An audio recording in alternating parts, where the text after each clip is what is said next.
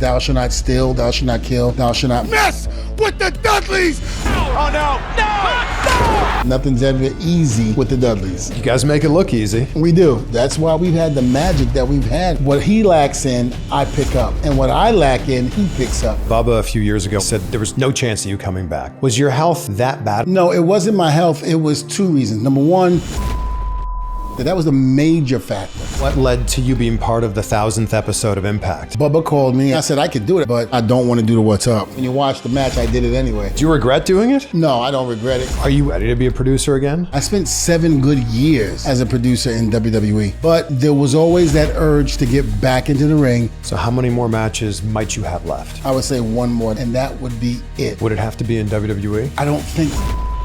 If I was to do anything in the ring again, it would have to be. We are kicking off SummerSlam weekend with Insight Live in New York City, and it's a shameful thing, Lobster Head.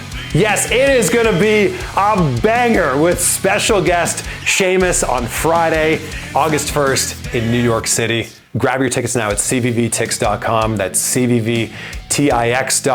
There's still a handful of VIP tickets, which include a special Q&A before the show and meet and greet after the show. Grab them now before it sells out, and we will see you in New York City with the fella. You look great. Oh, thank you. I mean, I feel good. How much weight are you down? I was I would say about 80 something pounds. Almost 90. Yeah, I was almost 300 pounds. And basically what happened was I had an issue even after the back surgery where everything was tight.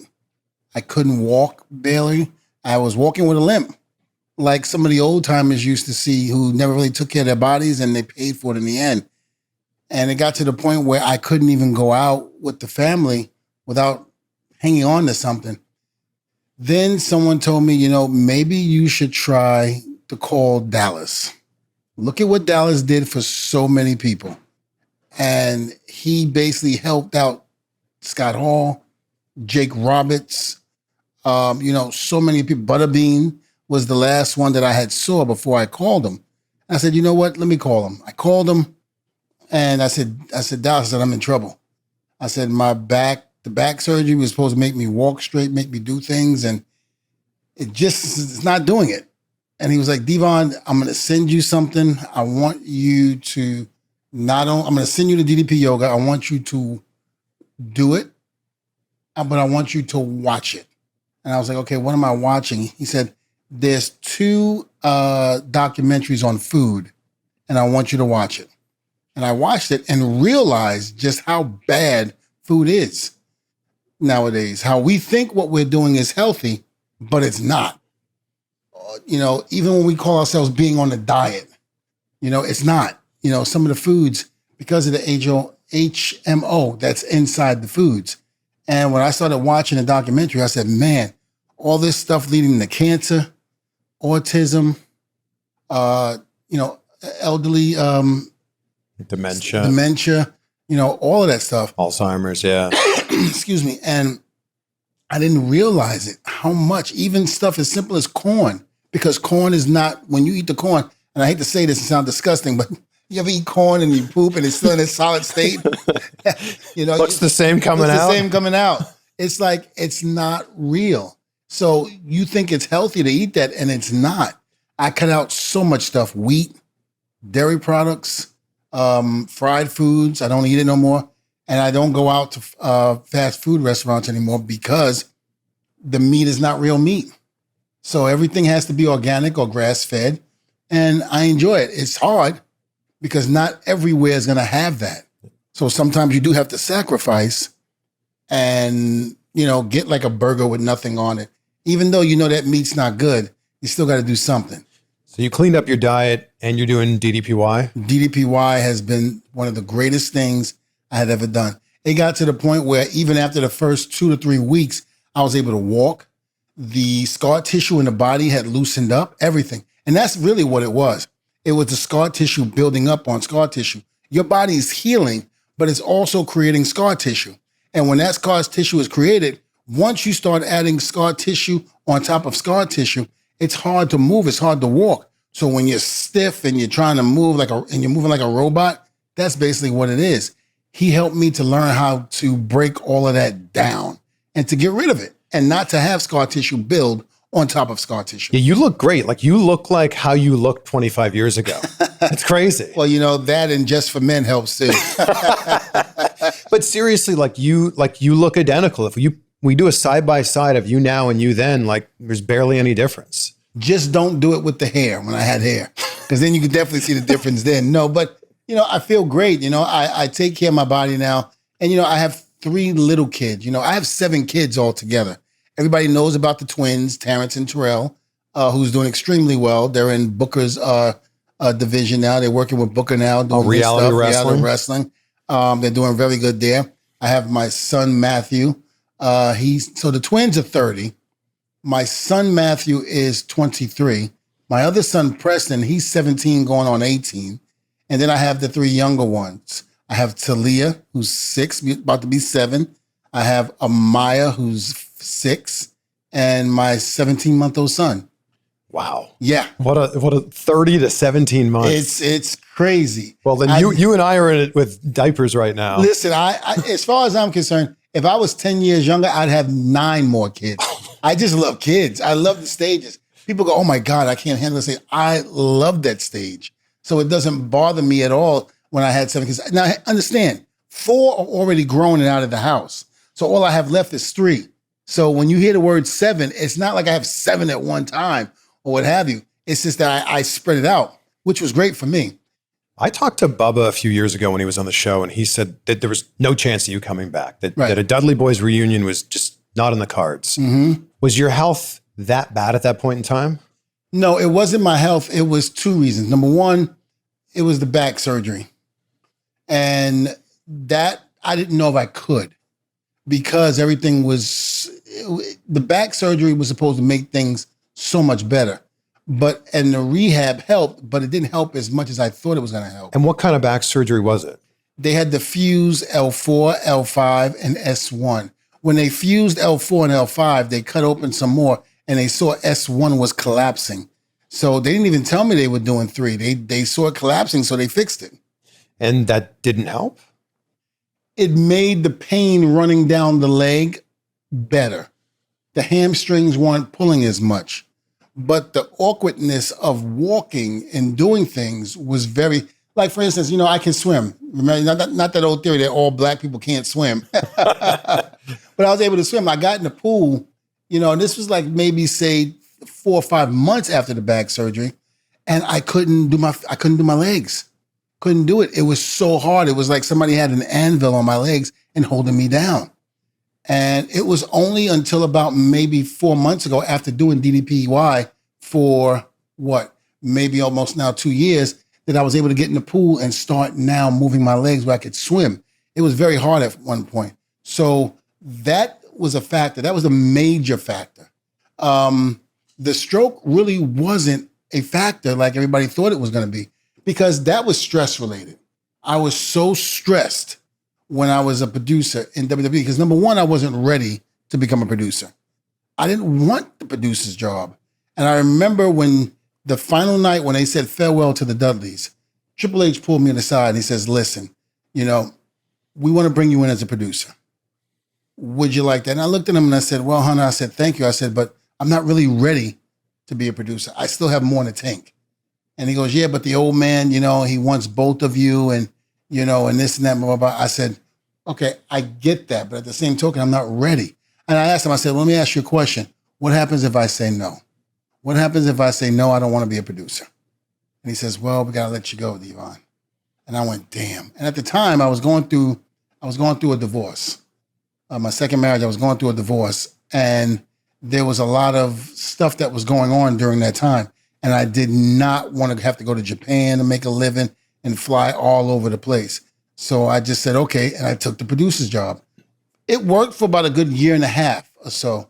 In other words, I didn't really care for it, I should say. Let me retract that statement. I didn't care for it at all. I didn't want to do it, but it held everything together. And you're still getting a paycheck. And I'm still getting a paycheck. I got benefits. I have insurance. I got everything. A 401k now. I've got everything. And also, I imagine that you're with your friends. Right. You're even though you're not in the ring, you're around the thing that you love and you're passionate about and you've known your whole life. Well, one of the things that I had problems with was the fact that would my friends take advice from me? It's one thing to work with them in the ring and to agree on certain spots to do in the ring, but would they agree on, if I gave them advice on their match, would they do it? You know? And one of the hardest ones was the Hardys. Because, you know, we've been up and down the highway, you know, creating history, but yet and still now, you know, they're putting me in charge of their tag match and this and that. And that was probably one of the most awkward feelings. You know, hey, Matt and Jeff, how about we do this and this and this? You know, especially when they had their ideas. But they were very cool about it. They, you know, sure, Devon, you know, or they would say, Devon, we were thinking this. Is there any way we can combine it together? And that's what we did. So we made it work in that aspect. The whole New Day and the Usos rivals, you know, Vince saw enough to give me, you know, the opportunity to produce those matches. Once I started doing those matches and even the Bludgeon Brothers, things started clicking. And there were every once in a while where it was like, ugh, I don't want to do this anymore. But when I started working with these guys, it started clicking.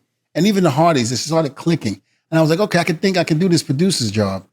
And I remember just one day going, man, this is great. And then the 24/7 title run when they were doing with Truth, Tozawa, Reggie, all those were all my segments. Vince gave me full blanche to do whatever I wanted to do.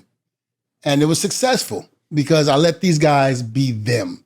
I let them have their ideas and put it together in the same way that Vince would want to see it. So that way Vince would be happy, the boys would be happy, and I look like good. Are you at a point in your career now where you'd be ready to be a producer again? I would do it again. I've never worked with Triple H in that part of the business, but yes, I would come back as a producer and I would do it again. I spent 7 good years as a producer in WWE. Had a great time, you know, and great moments. But there was always that urge to get back into the ring and to do something one more time. I don't want to be in the ring at 60 years old or 70, but I just wanted that one, you know, send off, something that would, you know, put the final nail in the coffin and say, okay, I did this. I'm complete. Now it's time to just enjoy retirement. You know, so again, go back to the original question, the health wasn't a concern so much. It was more of what I wanted. Because I got comfortable in that producer's role. I got comfortable with not taking bumps, getting paid without having to be in the ring. And that was just a rewarding feeling. So what led to you being part of the 1000th episode of Impact with TNA? Well, Bubba called me as usual. You know, hey, Devon, you know, we're doing a 1000th episode. Do you think you can go again? And, well, no, that wasn't what he said. He says, Devon, let me ask you a question. Could you go again? And of course, my ego, yeah, of course I can. I can do it. Not a problem. And when he said that, I said, but why are you asking? He says, well, TNA is doing a 1000 episode. And we were thinking about maybe doing one more match for the Dudleys. And I said, I could do it. I said, it's not a problem. I said, but I'm going to tell you right now, I don't want to do the what's up. I don't want to go up on the top rope and jump off the top rope into some guy's crotch. Either you do it or we're going to find another way of doing it. Can you go on the second rope? I go, no, Bubba. You cannot go on the second rope. I'm not doing it. And of course, you know, when you watch the match, I did it anyway. Yeah. And I remember when I did that, I went, oh. I was like, I ain't doing that no more. How did he convince you to do it?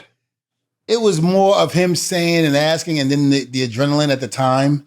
You know, it was like my ego got in the way. And I was like, okay, I'll do it. Yeah, I can do it. And I remember looking down at my family and I went, sorry. Jumping. But, you know. Do you regret doing it? No, I don't regret it because, I mean, again, nothing happened. If I would have got hurt, then yes. Is there moments where I feel like if I get back in the ring, I'm going to get hurt? No, I don't.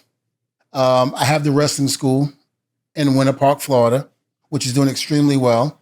And the great thing about that is that I roll around with some of the guys sometimes in the ring. So every once in a while, I take bumps and I feel good when I'm in there. So there's no hesitation in how I think or feel about what I do in that ring now. But, you know, at 50 years old, I don't want to go in here and do it like I said, until I'm 70 and 80. That's not going to happen. If we were to do one more match, it would be the last one, and that would be it. There is no one more, can you come back one more time? No, because, and I tell this to everybody when they ask, I go, every time I do one more time, that one more time is over, let a year go by. Hey, you guys look great. You can go another match. No, we can't. Stop. There's a moment during that Dudley Boyz reunion in TNA where you get into the ring and you look up and you go, thank you. Yes. What'd that moment mean to you? Man, I get emotional. It was where I came from. The back surgery, the stroke, and to be able to come back and to be able to do that was just, man, it was incredible. And I thank God. You didn't think it was possible? No. I didn't think anybody would give me another shot to do it. And that was something that really got to me. So when I got in there and I looked up and said, thank you. Thank you for bringing me to this moment. Thank you for getting me where I am right now. Because if it wasn't for the grace of God, I wouldn't have been there. If it wasn't for the grace of God giving me the opportunity to do DDPY, I wouldn't be there. Anybody that's dealt with what I dealt with, I'm telling you that DDPY is the way to go. You have to make the time. Stop trying to put all the weights on there and pumping out 50 sets or something. No, that yoga is the way to go. And it was because of that. And that's why I was so overwhelmed with joy. Seeing my family at, sitting down at ringside, watching me, something that I never thought my daughter would see again.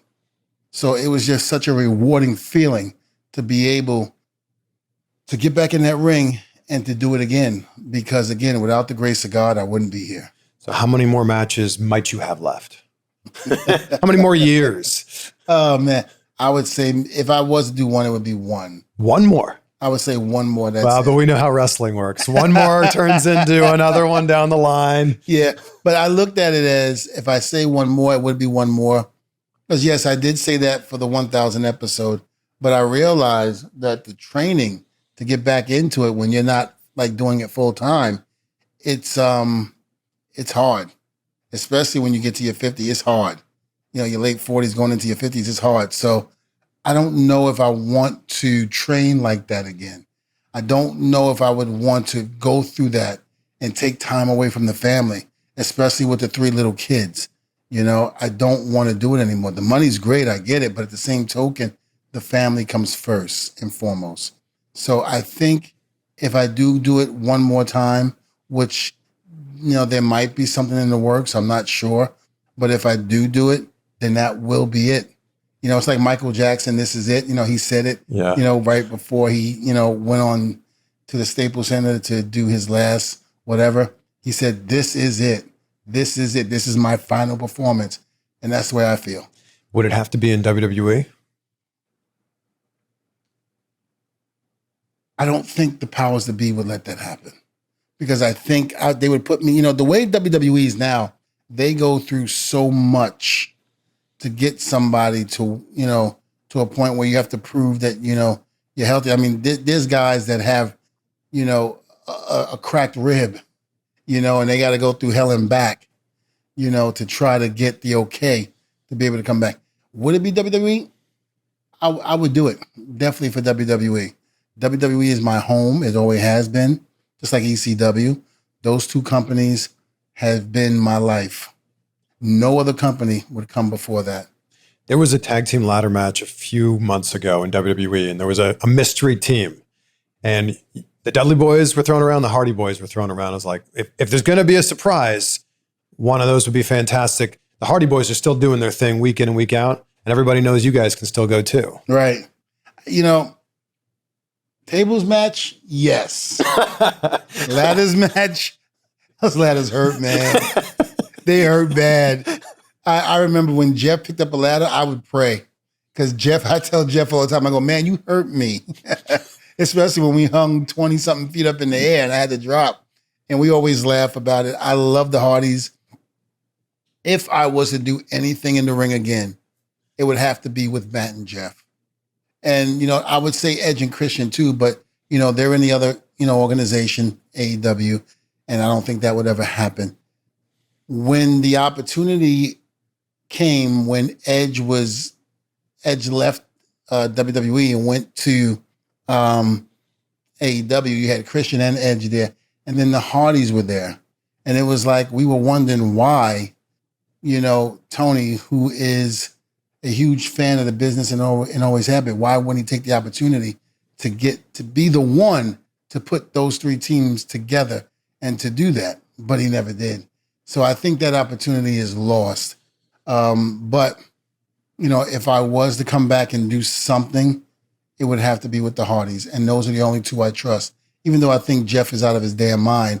But those are the only two I would trust for my body on the line and to go in there one more time. Quick timeout from this episode, and a huge shout out to NordVPN for sponsoring this episode and for keeping me safe when I'm spending time online. Wi-Fi networks, especially free public Wi-Fi, can be compromised by criminals who are going in there and trying to steal your data. But that's not the case when you have NordVPN. And it's incredibly easy to use, whether it's on your phone, your laptop, your tablet, or whatever you're using to access the internet. And it is lightning fast. In fact, it is the fastest VPN on the planet. And one of the best things about NordVPN is you can change your virtual location with just one click, so you can access content that's not available where you live. For example, the OG WWE Network is still available if you change your virtual location to a place where it still does exist.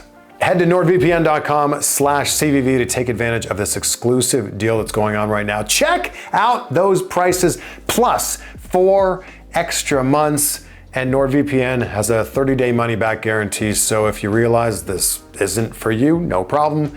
They've got you covered. Go to nordvpn.com/CVV today. You said in one of your YouTube videos that the most painful move you ever took was the Swanton bomb. Oh, God. Jeff, and you know it to be true. Oh, God. Sometimes Jeff can overshoot it a little bit where his upper back and his neck and stuff lands on you, which takes a lot out of you. But then, man, when he gets his whole back and his ass and it just comes down on you, good night. You're either shitting on yourself, farting, or passing out. Matt Hardy says those are crouton bombs. They're not Swanton bombs. No. And listen, Matt testify, because he is so telling the truth. Good God, there are times where Jeff would land on me. I'm like, oh God, Jeff, why? And he was like, sorry, Devon. But have you seen his Swantons recently? Like he's back in like 1999 form. Yes. He's landing them perfectly. Yes. And believe me when I say it, they still hurt. How come it was always Devon getting the tables? Well, because it was my mess up. It happened, and I don't know why. Bubba always is like, every time I tell a story, he's like, really? I was like, yes, I remember. We were somewhere at Raw, Monday Night Raw, and I had forgotten in the match to get the table. And he goes, Devon, get the table. And I was like, oh, shit. And I ran outside and got the table. And, I had, a little bit of those moments where I would forget certain things. I had so many things going on in my mind, not to mention just the match, but, just everything in WWE. And he would say it again. He goes, Devon, go get the tables. I was like, all right, I got it. So then the next few times he was saying it over and over again, I was getting mad. And I was like, okay, the first couple of times I get it, but now you're overdoing it. I'm not a kid. I'm not a baby. I can remember things. So don't tell me to get the tables. So we got in the back and he goes, why'd you get so mad when I said get the table? I said, because I understood get the tables when we talked about it in the back, at what part of the match I should do it in. So stop telling me to get the tables. And he was like, all right, fine. Just know that, I'm telling you not to get on you, but I'm telling you to just, so you don't forget. I was like, I don't forget, I'm fine, stop. And he basically said, okay. And then the next night, what happened? I forgot. And then he said, I go, okay, I got it. And then some nights after that, Bubba started listening, and I guess it was picking up on the cameras that he was saying, Devon, get the table. And he goes, Devon, I think we got something here. And I said, what do you mean? He goes, I'm going to try something out and I want to see if it works. And we did something to where we did the What's Up spot. And then all of a sudden he went, Devon, get the tables. And then it was like, people would pop and crowd. He was like, I think we got something. I was like, I think you're right.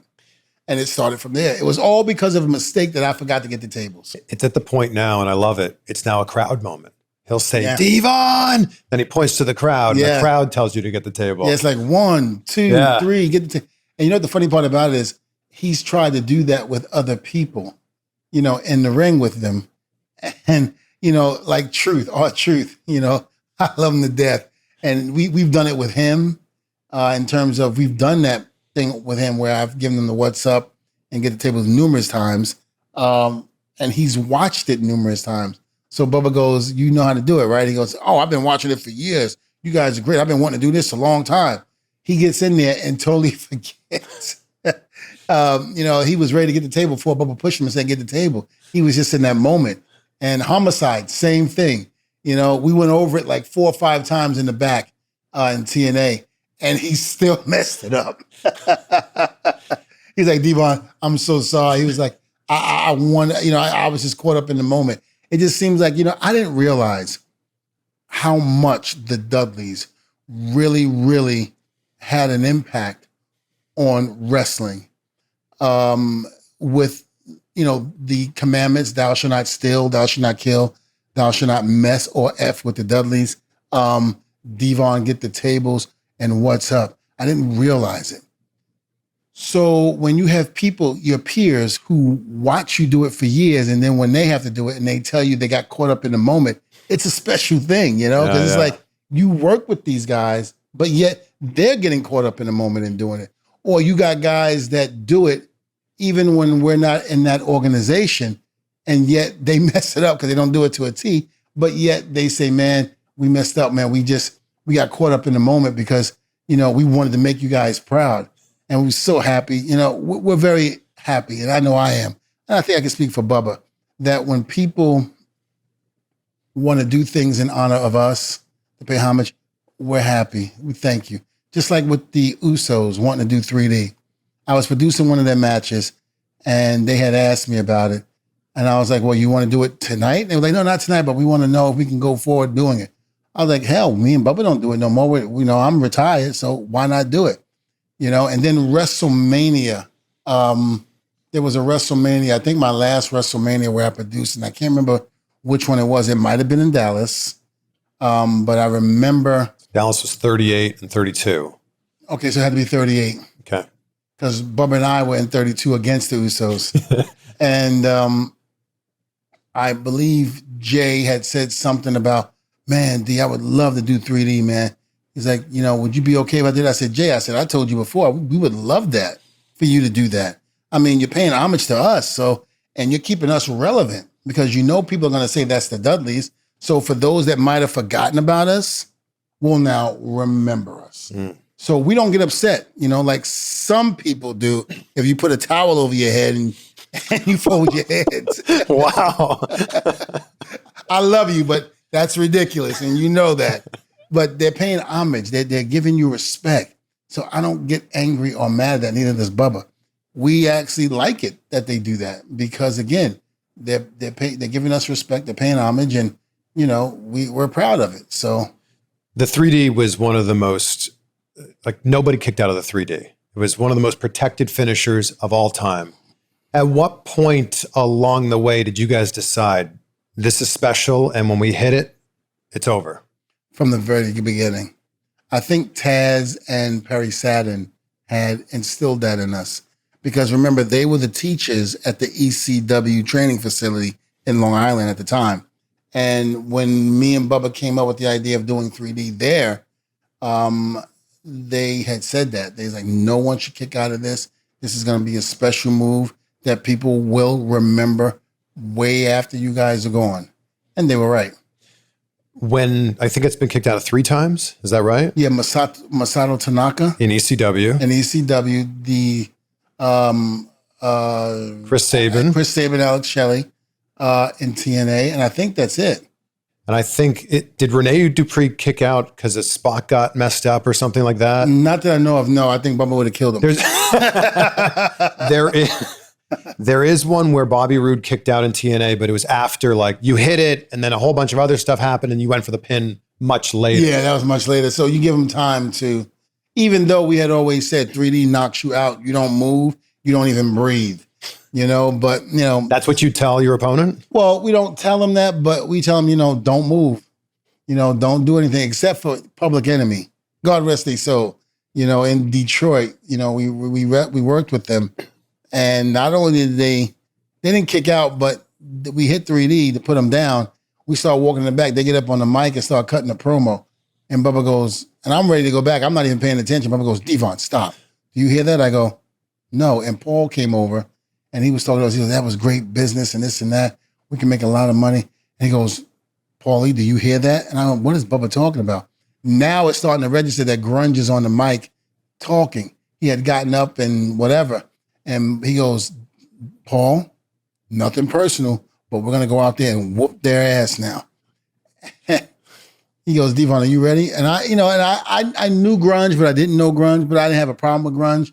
And his partner, I loved because he trained with Johnny Rods, Rocco. And I was like, man, now I got to go out there and I got to do this.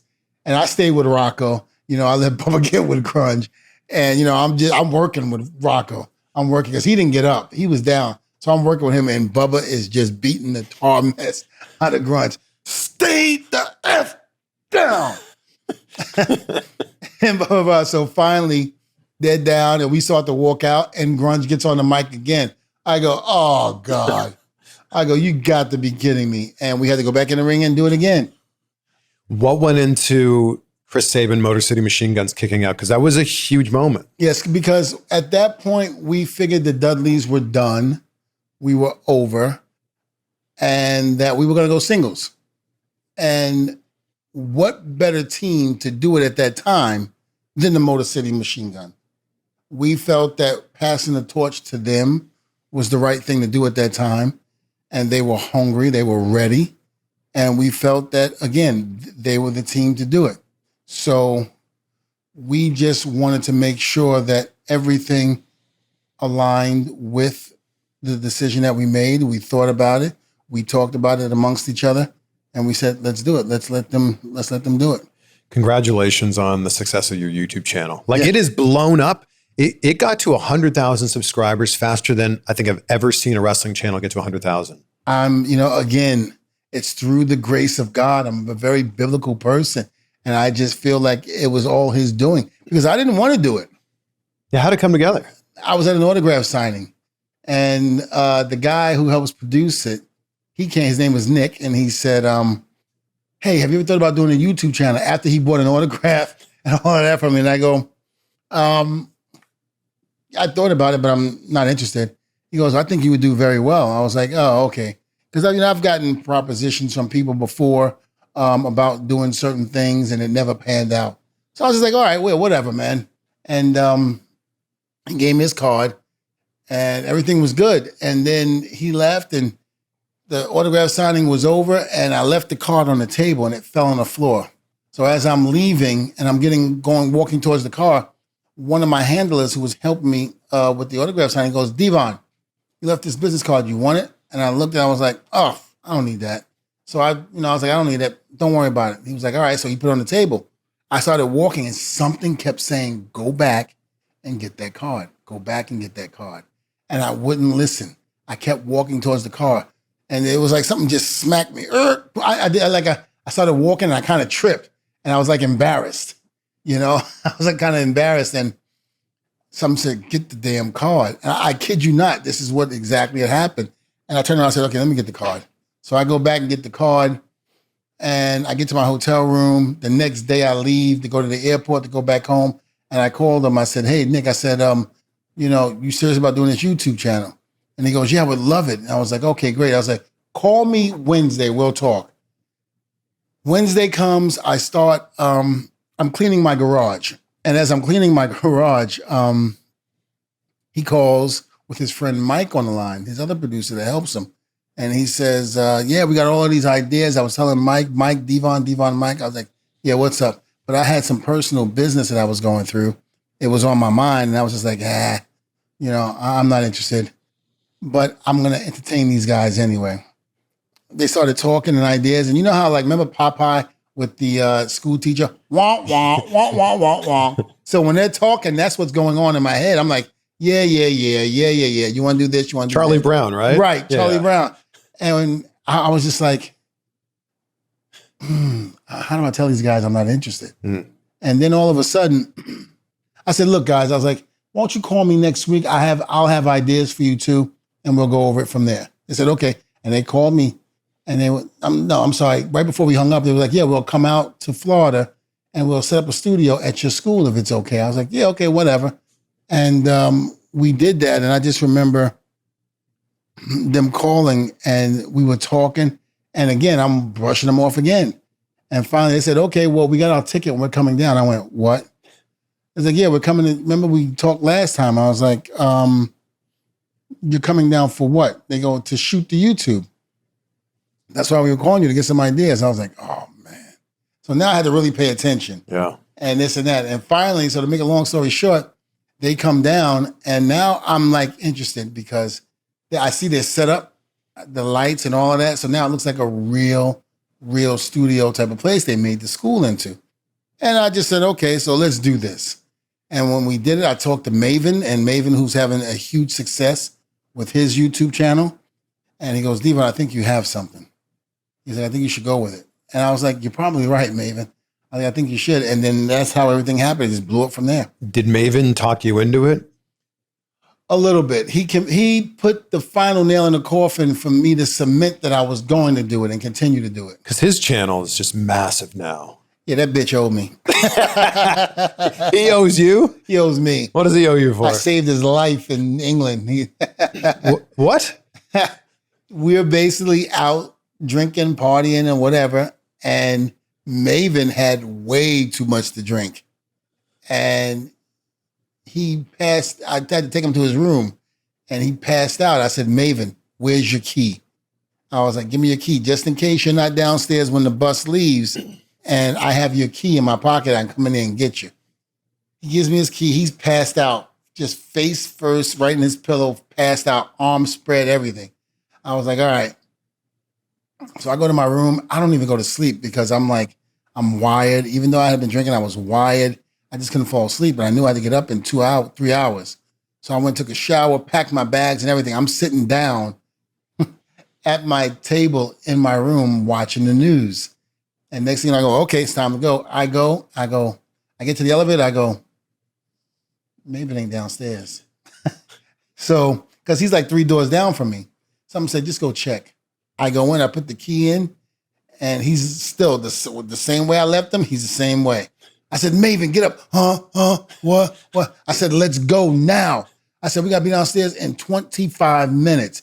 All right, Devon, all right, let me take a shower. I said, you're not taking a goddamn shower. I said, you're going to get up and get your stuff, and I'm throwing stuff in his suitcase and everything because I'm trying to make it downstairs before he's the last one down there. Last one down there on a WWE bus back then is the wrong thing to do, especially when you're a rookie. I just remember throwing everything in his suitcase. He goes, Devon, I got to take a shower. I go, no, you're not taking a shower. Let's go. He goes, well, can I at least brush my teeth? I said, fine, go. So he goes, he gets in the bathroom. He's like leaning over the thing. I'm like, Maven, if you don't brush your teeth faster, I'm going to brush it for you. And he's like, okay, Devon, okay. And he's still not brushing fast. So I took that, I said, give me a goddamn toothbrush. I took it, I'm starting brushing him. Blood's coming out because I'm hitting him. You're brushing his teeth. I'm brushing his teeth. He's fucking like, Devon, okay. Can I just spit this out? I was like, fine, spit it out. So now we get to the elevator, we get downstairs, the door opens. We have to go to the front desk to handle all of our incidentals from the room. Who's there? JR. Hello, boys. As I grab Maven, I go, don't you open your goddamn mouth. I said, don't you say a goddamn word. I swear to God, I will drop you right in front of JR if you open your mouth. He goes, I promise I won't say a word. I was like, if he says hello, just nod your head. And that's exactly what he goes, boys out last night? I go, no, JR. I said, we had a couple of drinks, then we went upstairs to our room, and that was it. He goes, okay, Maven, how you doing? I said, nod, motherfucker, nod. He just went, He's like, what's the matter? You can't talk? I was like, he lost his voice, JR. he's like, oh, okay. Are you going to be okay to do the promo tonight? I said, he'll be all right. He'll be all right. Just the less he talks, the better. We'll get him some tea and lemon and he'll be fine. He goes, all right, well, I'll see you guys on the bus. I said, okay. He goes, Devon, thank you. I go, shit, this ain't over yet. I said, now we got to get past JBL. So we get his stuff on the bus. JBL's not on the bus yet. I put him way in the back. I put sunglasses on him. I said, just act like you're sleeping. He passed out. So Maven, this is how Maven's getting you back now, by having a successful YouTube channel. Absolutely. And I got to thank him for it when I see him. So you're at, I think, 163,000 as we're recording this now. 163,888. That is extremely specific. Yeah. I'm sure we'll have many more by the time we even stop the cameras. But how quickly did you get to 100,000? Within 4 weeks. 4 weeks? 4 weeks. And I was documenting it on my Instagram, which is Testify Devon. I would put up, okay, 50,000 subscribers, 70,000, 80, 90. And even as we led up to 100,000, I was documenting even at 50, 60, 70. So until we got to 100,000, I was just documenting. I didn't understand that getting to that number, how big that was. I didn't know because I didn't know anything about social media. And I still don't know too much about it. But I knew enough that 100,000 at that point, when people were explaining it to me, that was a big deal. You got the plaque over your right shoulder there. Plaque right here. So you know how long it took me to get to 100,000 subscribers? How long? So it took you 4 weeks. Right. It took me 7.5 years. Really? Yeah, 7.5 years. Wow. Started my channel in 2011, and I didn't get it till much later in 2018. And it's just like, it's consistency, right? It's just chipping away at it the whole time. But you are on such and I know you maybe can't appreciate it because you're in it right now, but you are on this incredible trajectory. Oh, cool. And everybody watching this is going to now subscribe to your channel as well. Yes, please like and subscribe and leave your comments. I do read them. So like and subscribe and let me know what you think and what you would like to see. Well, the cool thing about the type of channel you have and the type of channel Maven has is you have stories forever. Like, you've been in the business for most of your life. Yeah. You're never going to run out of stories. Until the day I die. Yeah. So you've got content forever. And it's just this other like great outlet to just tell your story. Yeah. I mean, I'm having a blast right now. Again, I didn't even think I would have a blast. And I just think about it. I almost didn't do it because I just felt like it would never work. Well, your thumbnails are perfect. Like, there's a lot of wrestlers who have YouTube channels and their thumbnails are not so good. But your thumbnails, you can tell that it's professional. And I always say this, if anybody asks me any advice for YouTube, I say thumbnails and titles. Those are the two things that get people to click on your video. Right. You could have the most incredibly edited video that tells the most amazing story, but if you don't have a good thumbnail or a good title, nobody's going to click on it. And that's one of the things that I give credit to the two guys, Nick and Mike, that basically helped do this. You know, they are true professionals. And I told them, I said, what you have done for me in this amount of time, my loyalty to you will be there. I said, I will never, ever get rid of you. You will always be by my side. It's another like business stream, another revenue stream. Yeah, it really is. This episode is brought to you by Blue Chew. Does it work? Well, find out for yourself. They're making it so easy. Your first month is free when you use the code CVV at BlueChew.com. Just sign up there at BlueChew.com, consult with one of their licensed medical providers, and once you're approved, you'll receive your prescription within days. Blue Chew tablets are made in the USA and prepared and shipped directly to your door. The best part is this is all done online.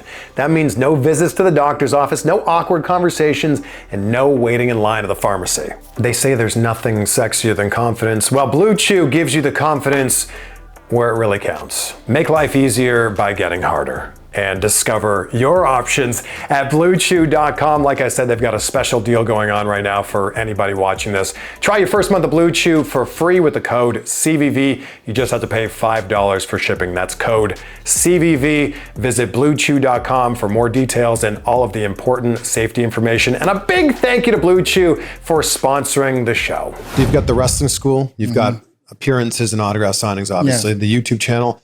And what else do you have? I have the detailing business down in West Palm Beach. You own it? I own it. You're not in there detailing cars. No. I have my best friend who I went to high school with. What's it called? It's called 3D Auto. Of course it is. Yep. And and you can follow us on Instagram and all that. We're mobile. So we go to you. You don't have to go to us. Could you imagine VonDudley shows up at your house? It could happen. To clean your Chevy? It could happen.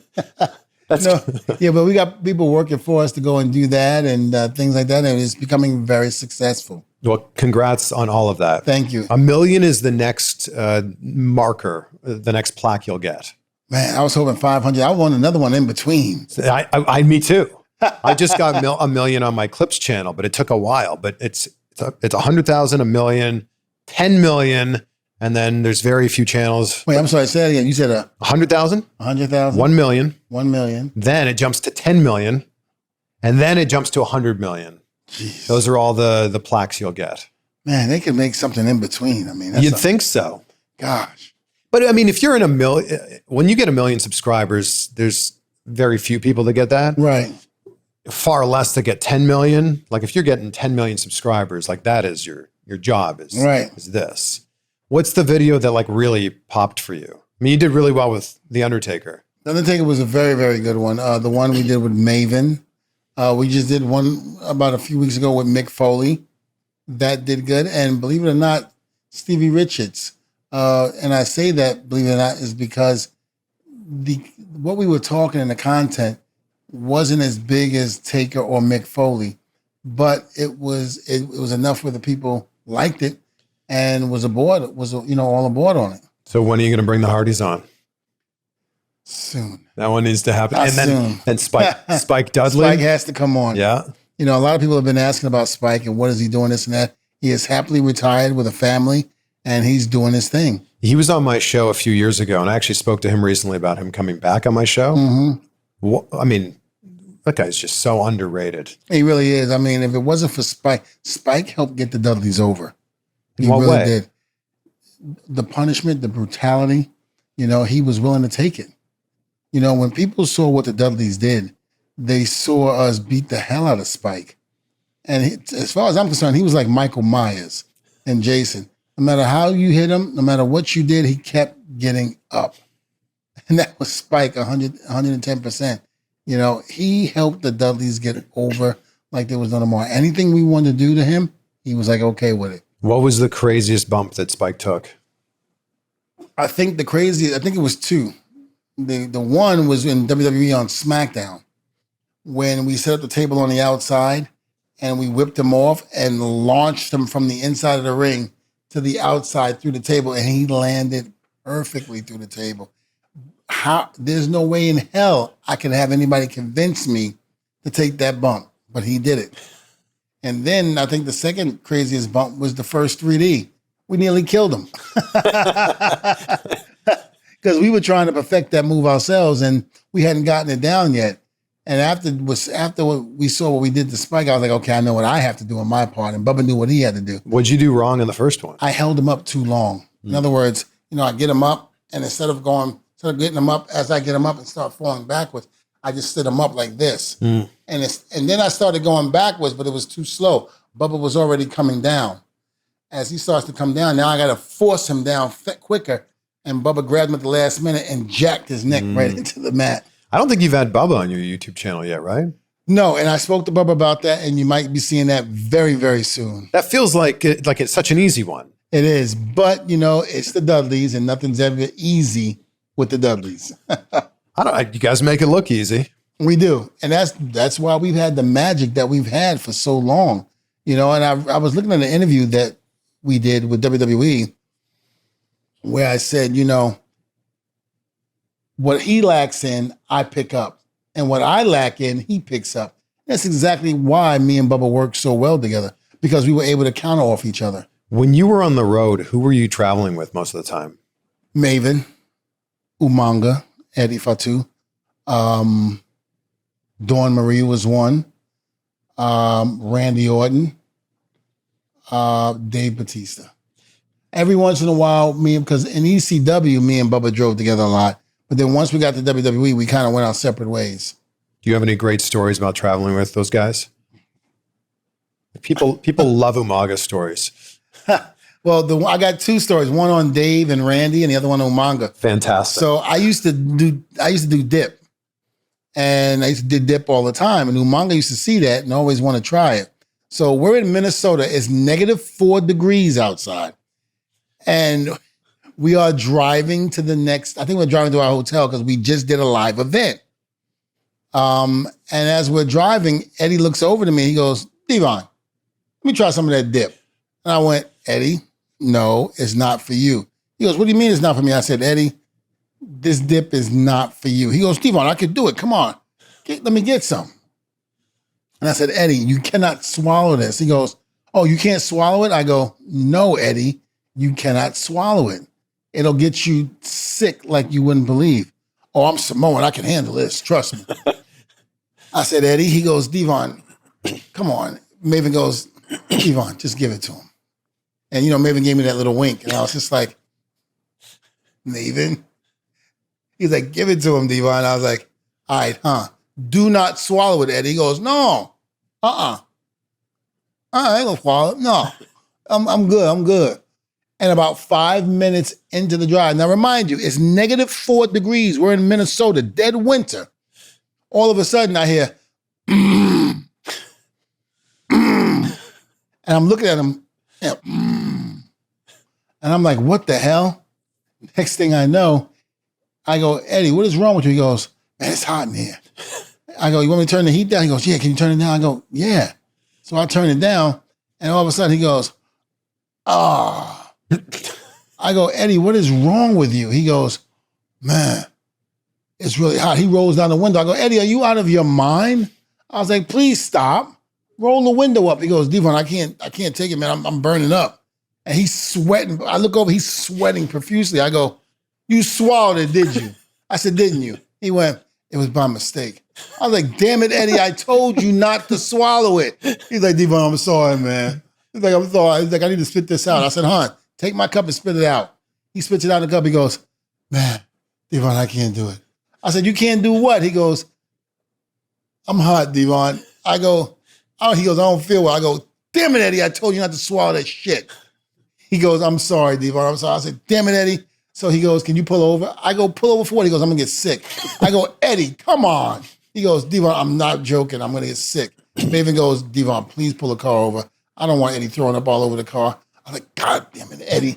I pull over. He's throwing up like there's no tomorrow. Like he had food poisoning. It's everywhere outside on the grass. And he's like, "Okay, I'm good. I'm good." Roll down the window. We get to the hotel. The next day, we're in the car. I put some dip in my mouth. I go, "You want some?" He goes, "Devon, that's not even funny." Oh, fantastic. What about the story about Dave and Randy? Okay, so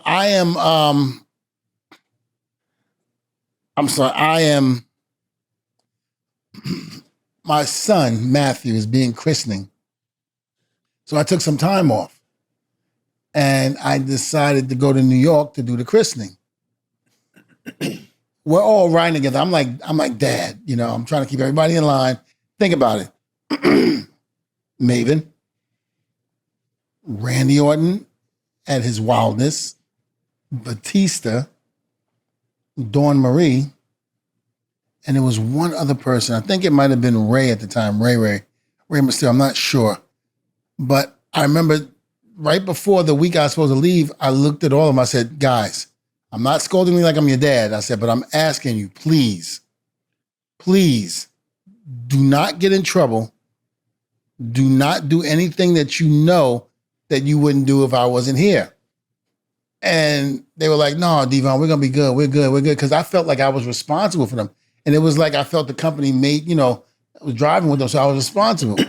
And so I just remember, I go, "Okay, guys, so we're seeing each other off because it's the last day of the tour. We get up in the morning, we ride to the airport together." I said, "Okay, guys, I'll call you during the week." I was like, please stay out of trouble.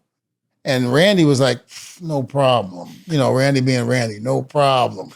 And I was just like, "Oh God." I said, "This is not good." So I leave. I get a phone call. I'm at the christening. I get a phone call from Dawn Marie, frantic. She's like, "Devon, when are you coming back?" I go, Dawn, what's the matter? She goes, Randy, Dave knocked out Randy. I go, what? He goes, yeah, they were in. I said, what do you mean he knocked them out? They were in the ring and Randy pissed Dave off. And Dave clotheslined the hell out of him. I was like, where's Dave? I said, please put Dave on the phone. I said, Dave, what the hell happened? He goes, Rev, because he never called me Devon. He would always call me Rev because of the Reverend Devon. Yeah. He was like, Rev. He was like, he kept paintbrushing me in the back of the head. I go, what do you mean he was paintbrushing you? You know how Scott Hall does the paintbrush. I was like, yeah. He was like, well, he kept doing that to me. And I told him to stop and he wouldn't stop. So I whipped him off and gave him a clothesline. I said, Dave, how hard was the clothesline? He goes, well, he flipped inside out, but he got a concussion. I said, Dave, why would you do that? He was like, Rev, he wouldn't stop. I was like, come on, guys. I asked you guys to just be nice until I get back. I was like, and you guys couldn't do that. He's like, Rev, I'm sorry. I'm so sorry. I was like, how is Randy? He goes, I don't know. He's got a concussion. I haven't seen him. I said, oh, damn. I remember speaking to Randy the next day. I said, Randy, are you all right? He goes, yeah, I'm fine, Devon. I'm fine. I'm tough. I can't. I was like, okay, how's the concussion? He goes, I ain't worried about that. This was when Randy was at his crazy stage. I'm not worried about that concussion. I was like, Randy, you should worry about it because now you probably can't get in the ring for another week or two. He was like, that's okay. I look at it as a vacation. I go, oh, God. He goes, maybe I'll ask Dave to do it again. I was like, Randy, please don't do that. I said, please stop while you're ahead. He was like, Devon, don't worry about it. We have fun. You should take off more often. I go, no. We won't have a crew if I do that. People might not actually know this, but you're a real reverend. Yes. That wasn't just a gimmick. No, it wasn't. Even had the preacher rag here in case you started sweating. Yeah, I got my collar and everything downstairs. I've married people. I think I was about to do a christening and it got canceled. But I've been doing all of that. And, I go around, when I teach at schools or what have you, it's kind of like I'm doing my sermon in a sense, I haven't done it in a real pulpit yet, but I've done little things here and there. So when you were doing the character, Reverend Devon, you were a reverend at that time? No, I wasn't a reverend then. It wasn't until after. And, again, my faith in God is strong. Both of my parents are reverends. My father was a reverend before he passed away. He became a bishop. My mother got ordained in 1987 and became a reverend. And she got her doctorate degree at the Theological Seminary up in Jacksonville, I believe it was. And now she's Dr. Reverend Renee Washington Hughes Gardner. So is that where Testify came from? Testify actually came from Paul Heyman because Paul Heyman knew my background of being a preacher's kid. And he took, and I've said this numerous times, he took my character from Pulp Fiction, Samuel L. Jackson, and Mr. T because I loved Rocky III. So he combined those two together. And that's when he said, you know what? Let's make your tagline Testify. Because it coexists with your background and your beliefs in God. Mm. And I said, okay. I said, let's do it. And it just took off from there. With the commandments as well, because I had a little bit of problem doing with the thou shalt not F with the Dudleys because, biblically speaking, I shouldn't say that. Mm. But, and I remember when I told my father, I said, about the gimmick, he said, you know what? Let me tell you something, son. Don't listen to anybody. You go do what you're doing. But when you're done hooping and hollering in that ring, bring it to where it really counts. Mm. And that's in the pulpit. I said, okay.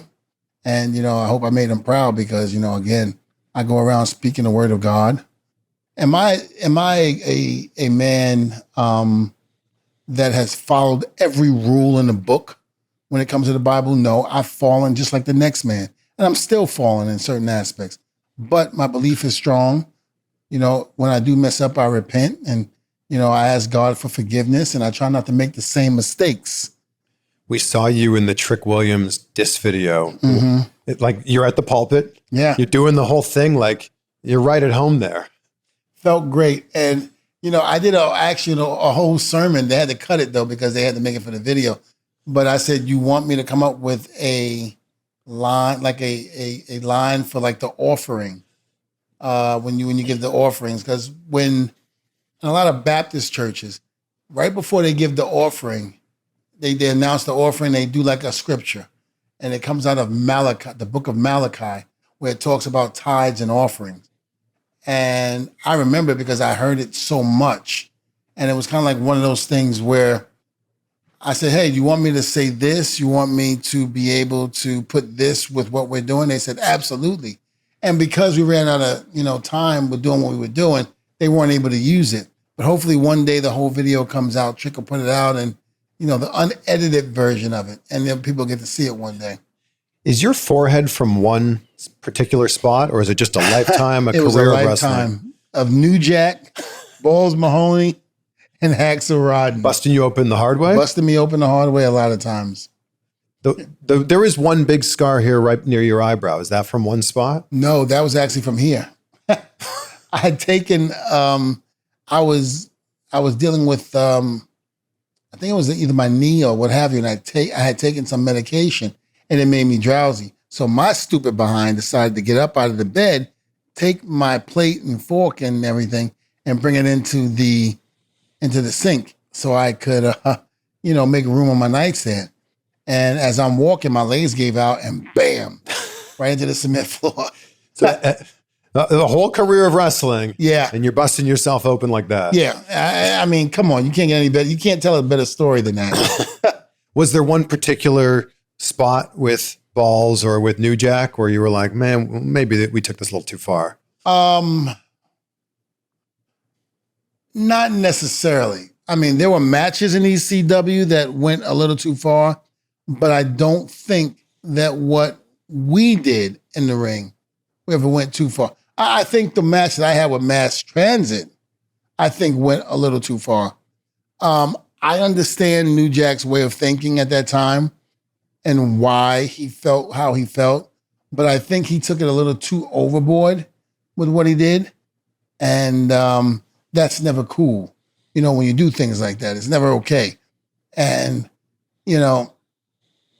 I felt bad for Mass Transit at the time, but, what could I do? Because back then you weren't supposed to open up your mouth if you were a rookie. And if you did, you would get the snot beat out of you. And at that point I couldn't say anything, but if he had been trained the proper way, he would have known to keep his mouth shut when you're in the locker room, especially when you're talking to a veteran. And he didn't do that. And that was the one thing that I wish could have changed and could have been different in my career, and I wouldn't have seen what I saw. What's the scariest moment you've had in the ring? I think that was the scariest moment. Really? That was one of the scariest moments because when I saw how he got cut, the kid, and the blood came out, it made my body heat up. And I remember just sitting down on the floor on the outside, just going, what the hell am I doing here in ECW? Another time was we were at a live event and Edge backdropped me over the top. And he asked me before I did it in the back, he goes, can you take a backdrop over the top? And I was like, yeah, I could do that. That's not a problem. But I panicked in midair and I held on to the rope, and it catapulted me back into the apron, and my lower back hit and my whole body went numb. I couldn't feel my lower legs. I thought I was paralyzed permanently. I tried to get up and walk. I couldn't get up. My whole lower body was paralyzed. Man. And because I had jarred a nerve really, really bad. And I just remember going, God, please get me up. Edge came outside. He goes, what's wrong? I go, I can't feel my legs, Edge. He goes, shit. I said, just do me a favor. Help me get up. Throw me in the ring. Cover. And I'll get my arm up. And then just hold me and put me in a headlock. I said, it'll come back. I hope. And it did. And Edge did exactly what I asked him to do. And, nonetheless, nobody knew anything different. Are you still scared of heights? Petrified. Still. How is one of the most iconic names when we're talking about TLC matches scared of heights? When you have Vince McMahon in the back, he's writing those paychecks, and the world is watching, you suddenly get over your fear real quick. And you just go, you know what? If I'm going to die, I'm going to die. Was the scariest moment when you're up there with Jeff and you're both hanging on? Like, is that You're scared of heights and you're however many feet above the ring. Is that the scariest moment? That was the scariest moment I think I ever had because, again, scared of heights, there's nothing underneath you. Yeah. And Jeff is kicking for dear life. He is not stopping. And I'm screaming, if you ever loved me, you would stop because the ladder is not moved. And when Edge goes, what's going on up there? I go, this son of a bitch keeps kicking me. I said, move the damn ladder now, Edge. Move it. And he was like, all right, don't look down. I said, what? I said, oh, God. And there's no way to control your fall There's from that no height. way. So what I did was, like I told this story, I held on. And I was like, okay. And I had to block Jeff out.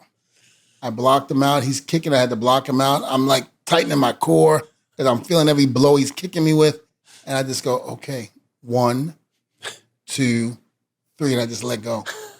I let go. And it was like, when you get in a movie theater and somebody's jumping out a window and it gets quiet and all you hear is, oh, you don't even hear anything. The guy is moving his arms. That's what it felt like until I hit that mat. Bam. And it was like, boom. That was it.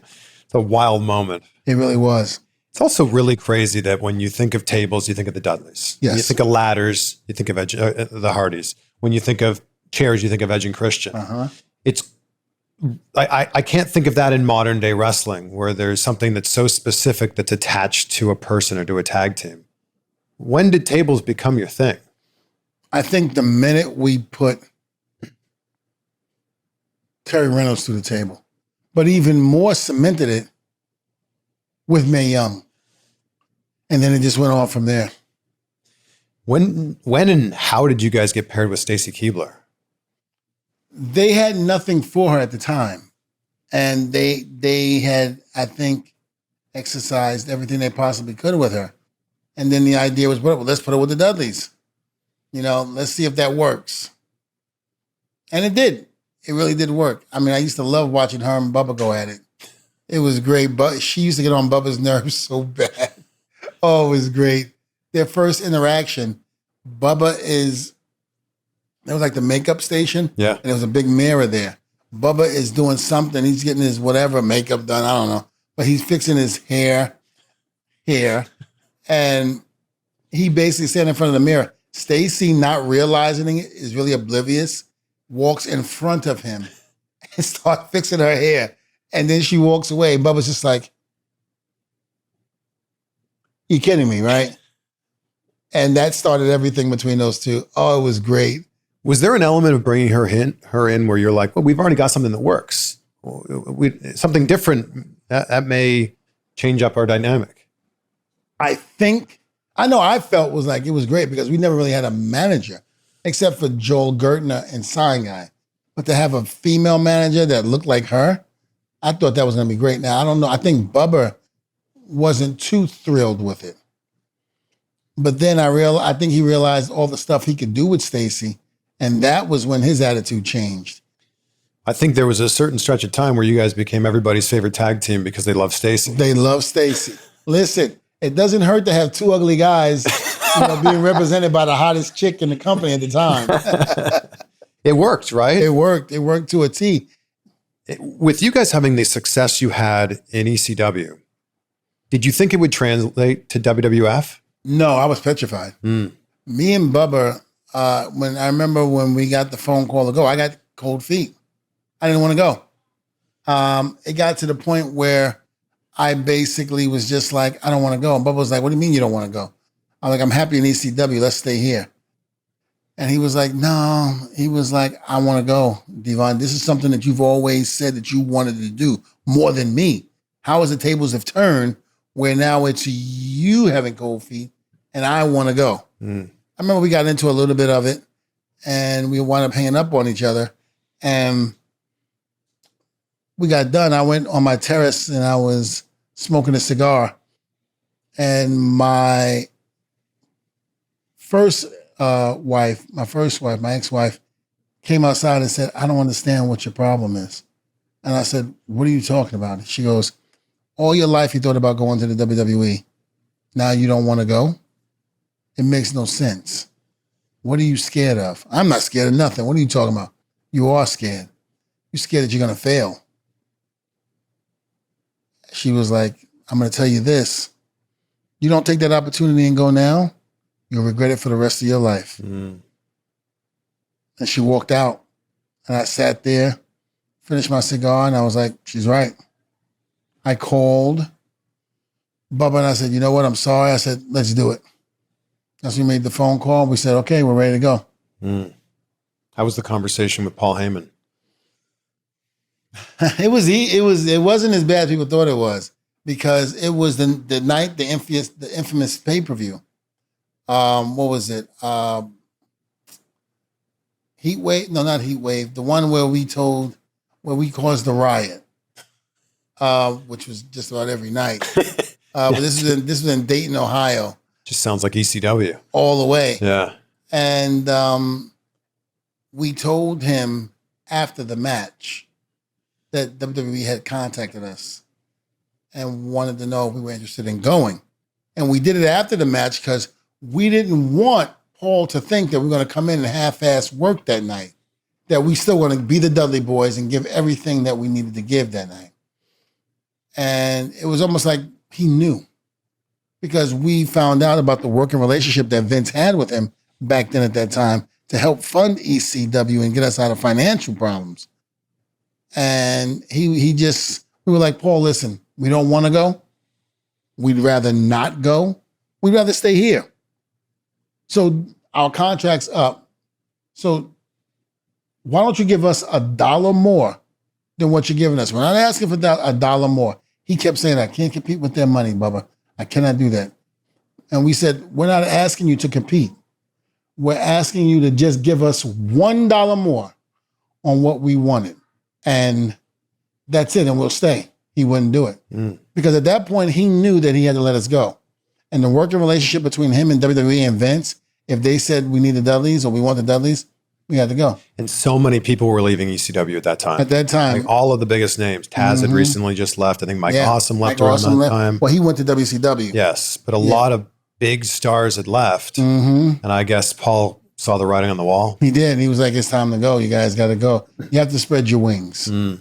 He's like, you need to go and do this. Well, what a career you've had. Yes, I have. What an incredible career. Like I always said, thank God. It's through the grace of God. And, I've been, I haven't done everything, like I should have in terms of biblical through my career. But, God is a forgiving God, even when you mess up. And I've messed up along the way a lot of times, but yet he's forgiven me. He has made me successful and made me the person who I am today. You got some great stories on your YouTube channel. Again, everybody who's watching this needs to go subscribe. We'll get you to 500,000 soon. Then the gold play button. That's $1 million. That'll be next. That's what I want. I want that gold one. Yeah. It's got to be as big as the silver one in the back. So the gold one used to be like 3 times the size. Really? It used to be way bigger. And then I recently got the gold one. I'm like, I'm obviously grateful for it. I'm appreciative for it. But what happened to the size? Yeah, what happened? Well, hopefully they go back to it by the time. If they do, I'm getting a new one. I'll wrap this up with a question that I ask at the end of every interview, because gratitude's such a huge part of my life. What are 3 things in your life, Devon, that you're grateful for today, right now, as we're sitting here? The 3 things I'm grateful for is my family, my kids, their health, my health. That's 1. My career, still being as active as it is right now, even though I'm not wrestling. And, my faith in God and how he's been there for me and he's never left me. And he still has me going. Thank you, sir. Thank you, my You're man. a legend. I try.